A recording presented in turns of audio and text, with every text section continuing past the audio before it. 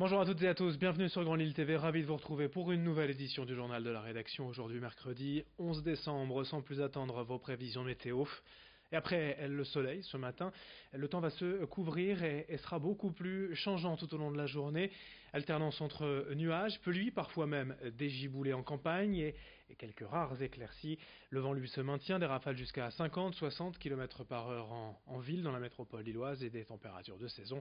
8 degrés pour les maximales cet après-midi.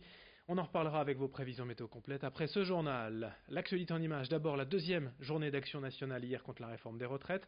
Dans la région ici à Lille, ils étaient plusieurs milliers de personnes à manifester dans les rues pour crier leur opposition au projet de loi présenté aujourd'hui par le Premier ministre Édouard Philippe.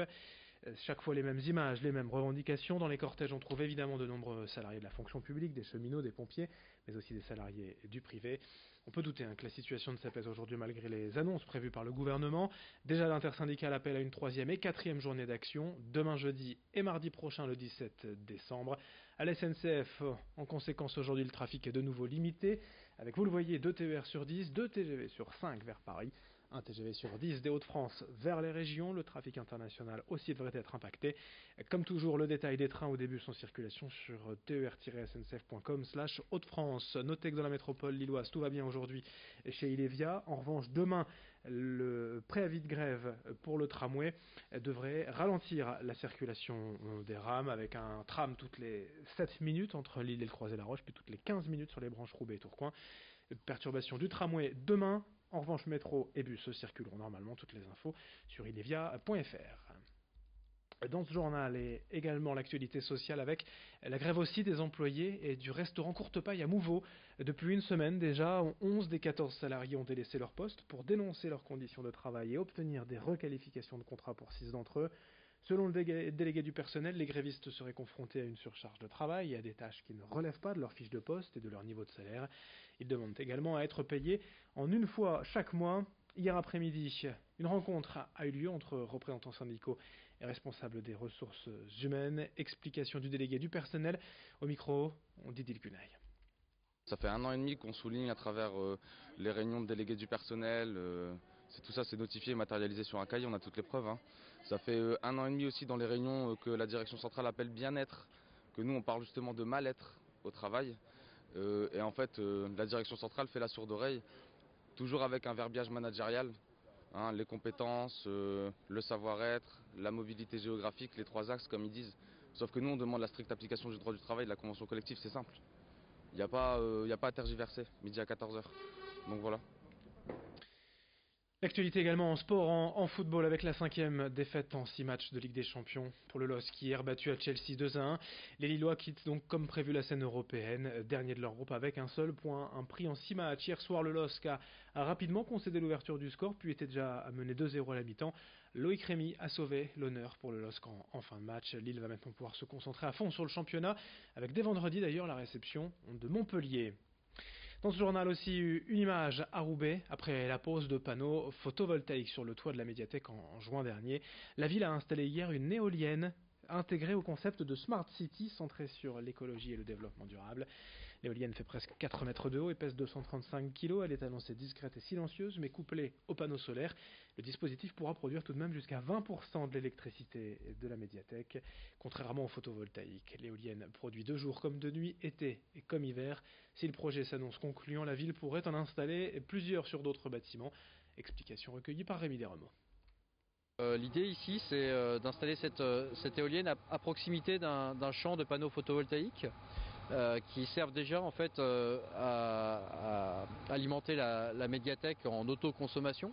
Donc l'éolienne va venir un peu compléter ce dispositif-là et peut-être produire aussi de l'électricité lorsque les panneaux photovoltaïques ne produisent pas. Voilà, quand il y a pas de soleil, il peut y avoir du vent.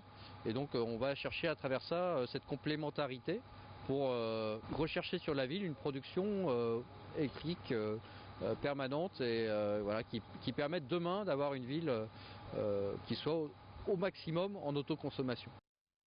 On termine avec le portrait du jour. Un jeune pilote de motocross fauché par un accident est devenu paraplégique. Axel Alétru est un nordiste qui va participer, malgré son accident, malgré son handicap, au Dakar dans quelques semaines. Idil Gunay l'a rencontré. Il se lance un nouveau défi. Après avoir été champion du monde junior de motocross et s'être illustré à plusieurs reprises en tant qu'athlète de haut niveau, Axel Alétru s'apprête à s'envoler pour le Dakar, organisé en Arabie Saoudite. Il y participe aux côtés de concurrents valides à bord de ce buggy. Ça va être une épreuve qui est très dure, extrême. Déjà pour une personne valide, c'est très très compliqué. Donc imaginez pour une personne invalide. Donc j'ai déjà eu beaucoup d'adaptations sur le véhicule et après voilà une grosse logistique qui est autour de moi avec notamment un kiné qui vient sur place, les personnes qui sont là pour m'entourer au niveau du médical, des gens qui sont là pour m'aider aussi sur le bivouac parce que forcément dans le sable en fauteuil roulant ou en béquille c'est très compliqué. Donc voilà il faut être très vigilant et aujourd'hui je suis très heureux de partir avec cette équipe #JePeux 2020. On est 22 personnes. On n'est que des ch'tis, donc très heureux de pouvoir partir avec des gens de ma région. En 2010, Axel Alétru a 20 ans lorsqu'il est victime d'une chute lors d'une compétition internationale de motocross. Après 2 ans de rééducation quotidienne, il récupère une partie de ses muscles, une paraplégie incomplète qui ne l'arrête pas dans ses projets sportifs et il s'accroche à ses rêves. L'envie de revenir, mais cette fois sur 4 roues, pour réaliser ce rêve.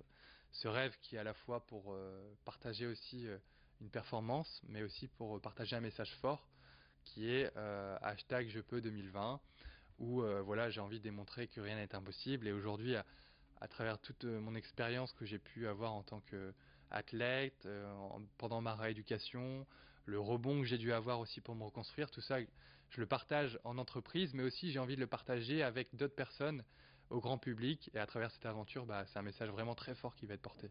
Je veux démontrer qu'on est tous capables de le faire. Je ne suis pas un surhumain, je ne suis pas un extraterrestre, non, on est tous capables, mais il faut aller rechercher les ressources en nous pour pouvoir y arriver. Cette force de caractère, il la transmet dans son livre 28 principes pour rebondir, 28 messages d'espoir pour sans cesse aller de l'avant.